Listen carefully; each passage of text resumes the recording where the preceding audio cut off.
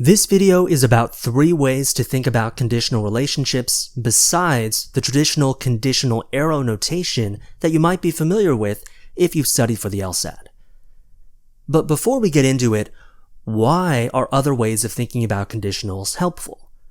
Now, it's not because I'm against the standard conditional arrow notation or against the idea of diagramming conditional statements.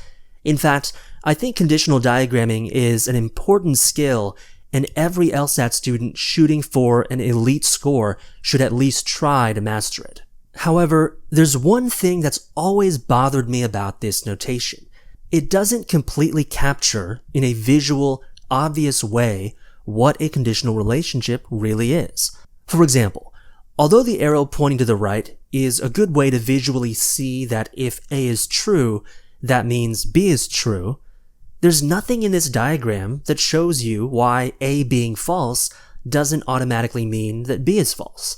That's just something that students have to memorize about this diagram. Here's another example. This arrow pointing to the right might do a decent job of showing that if the right side is true, that doesn't allow you to go backwards on the arrow and conclude that the left side is also true. But what about the contrapositive? If the right side is not true, then that means the left side is not true. That's a valid inference, but there's nothing about that inference that's visually obvious from this diagram. You can't just look at this diagram and automatically know that not B implies not A. Again, it's something that many students just end up having to memorize. But what if we had better visual models of a conditional statement? What if we could model a conditional statement in a way that makes all of the valid inferences and invalid inferences obvious? In this video, I'll present 3 mental models of conditionals that do exactly that, or pretty close to it. And all of these models should feel pretty familiar since they're often natural ways that we might think about if-then statements outside the LSAT. The first is the subset model. The second is the partial list model, and the third I think of as the one of many paths model. Many conditional statements are easy to think of as statements about a smaller category that belongs to a larger category. For example, take the statement, anyone in New York is in the United States. People in New York are part of the larger category of people in the United States. You can think of people in New York as a subset, a smaller set out of the people in the United States. Welsh Corgis are cute animals. Here, Welsh Corgis are part of the broader category of cute animals, which could include many other things. And to use a more LSAT-y example, skilled writers of fiction have deep insight into human relationships. Skilled fiction writers are a subset of the broader category of people who have deep insight into human relationships. The bigger category could include many others. For all of these statements, this mental model of a subset can help us understand them accurately. Being in the smaller circle is sufficient to guarantee that you're part of the larger circle, but being in the larger circle is not enough to guarantee that you're in the smaller circle. That's visually clear from this model. In addition, if you're not in the larger circle, there's no way that you can be part of the smaller circle. That's the contrapositive. And finally, if all we know is that you're not part of the smaller circle, that doesn't automatically put you out of the larger circle. Again, that's visually clear in a way that the standard conditional arrow isn't. Another way to view conditional relationships is as a partial list of requirements. Under this model, you can think of a list of ingredients for a certain goal, but it's torn so that you're only getting one of the ingredients. You don't know about the other items that are on the list. For example, in order to have a healthy diet, you must eat green vegetables. Healthy diet is the thing we're getting a list of requirements for, and green vegetables are one of the items on the list, but there may be others that we just don't know about. This model often works well for statements that use the phrase, only if. Graduating seniors will receive honors only if they have at least a 3.8 cumulative GPA average. The phrase only if is introducing one requirement, but it's only a partial list, So we don't know that having a 3.8 GPA will be enough to actually get honors. Maybe you had to have a certain number of credits too, among other requirements. This partial list of requirements model also often fits well for statements that use the word unless. Unless we agree to Sandra's salary requirement, she will not leave her current company to join ours. Here the word unless is introducing one requirement for getting her to join our company, but because it's only a partial list, satisfying her salary demand doesn't guarantee that she'll join us. Maybe we also have to satisfy her request for a hiring bonus or cover her relocation costs, or we have to hope the other company doesn't give her a promotion this year. For all of these statements, this mental model of a partial list I think can help us interpret the conditional accurately. If we've attained our goal, then we must have met this requirement. But if we haven't attained our goal, we don't know whether it's because we failed this requirement or it's because we failed some other requirement that we just don't know about. And if we start off knowing that this requirement isn't met, we know we won't attain the goal. That's the contrapositive. But just because we satisfy the one requirement that we know about doesn't automatically mean that we'll achieve the goal, because there are a bunch of other requirements that we might not know about.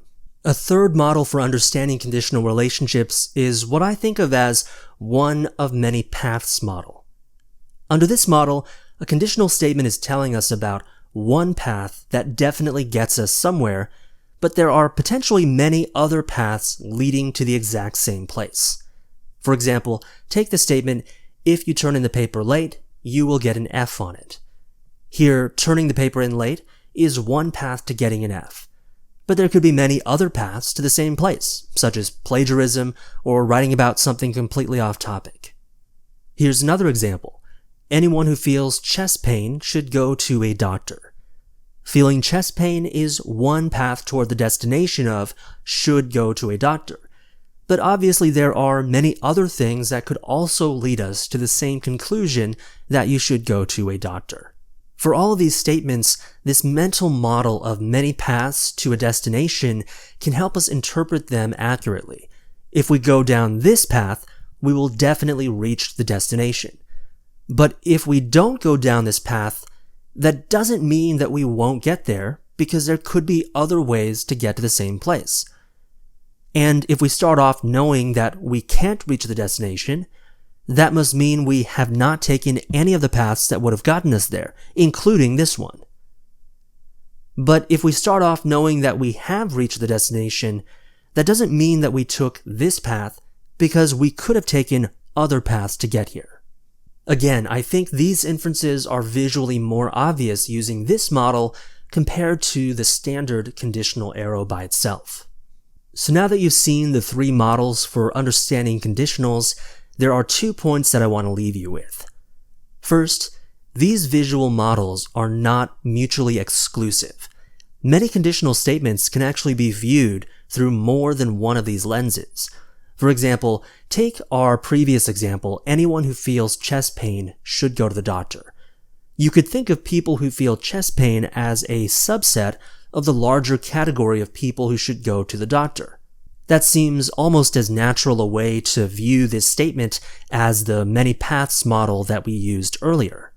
But notice how this statement doesn't fit as well into the partial list of requirements model. Is should go to a doctor one of the requirements of feeling chest pain? That way of putting the relationship seems a bit strange. Now, if you're really good at conditional logic, it should still make sense, but it's not really an easy way, I think, of understanding this statement. Take another example.